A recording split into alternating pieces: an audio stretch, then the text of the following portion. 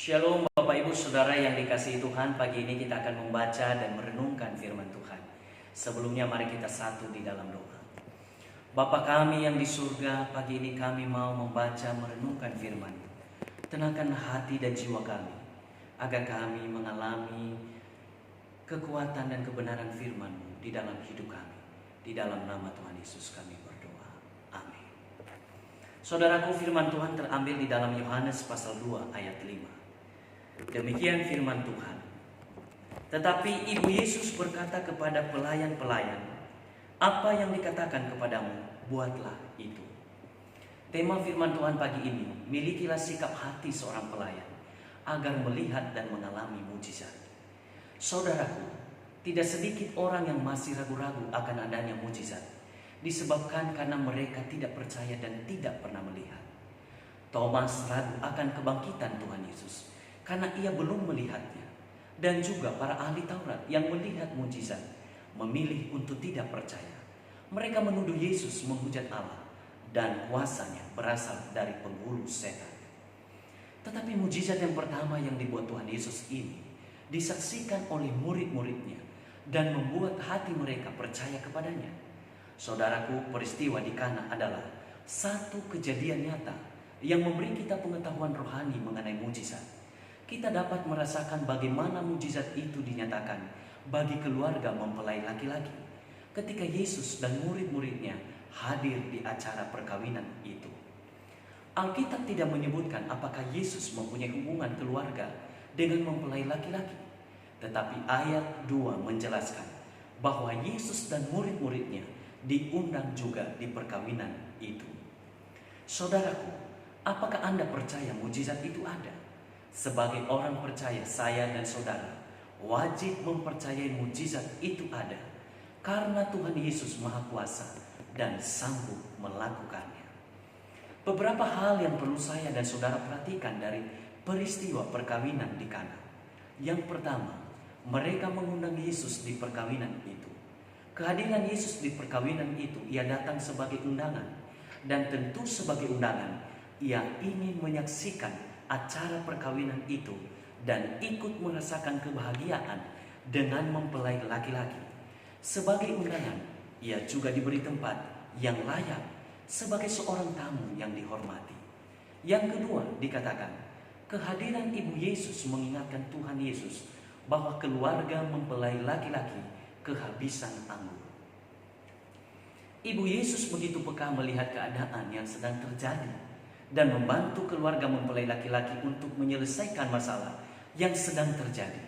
Sebab kalau sampai benar-benar anggur habis, maka dapat mempermalukan mempelai laki-laki karena acara masih berlangsung.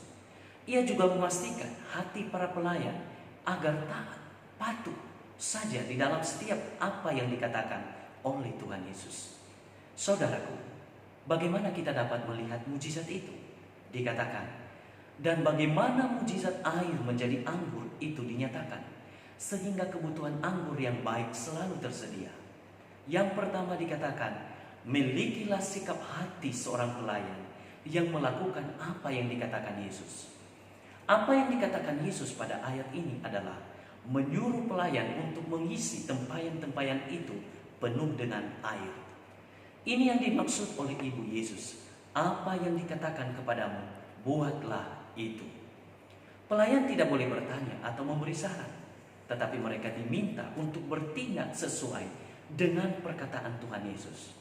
Mungkin saja di dalam hati para pelayan berbicara, kita kehabisan anggur, mengapa air yang dituang? Saudaraku, cara kerja Allah tentu tidak sama dengan apa yang kita inginkan atau lihat dan pikirkan, karena Allah adalah Maha Kuasa.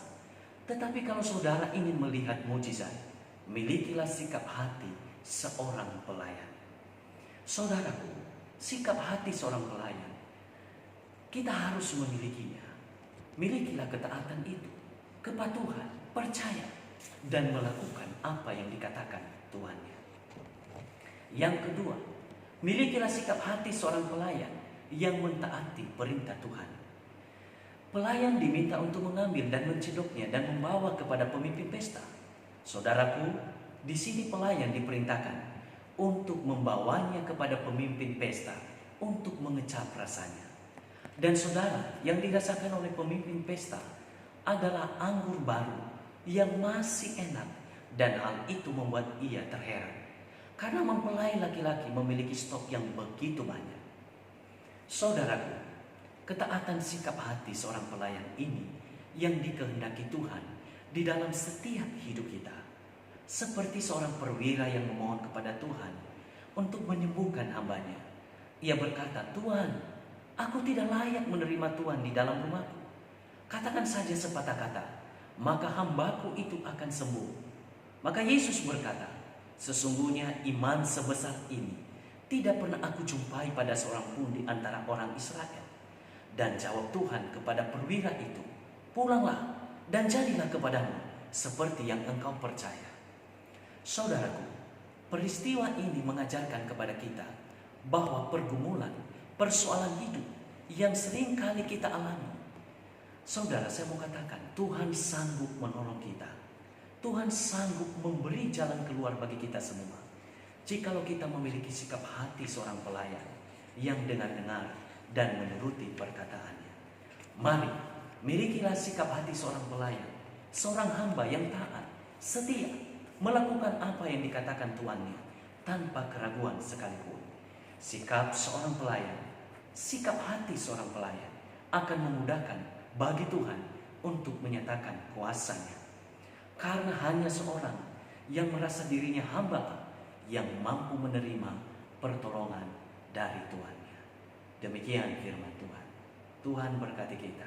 Mari kita satu di dalam doa. Terima kasih untuk firman-Mu ya Bapa, berkati kami dan mampukan kami untuk hidup sebagai seorang pelayan, seorang yang memiliki sikap hati seorang hamba yang mentaati dan melakukan firman-Mu. Di dalam nama Tuhan Yesus kami berdoa. Amin. Tuhan berkati dan sampai jumpa.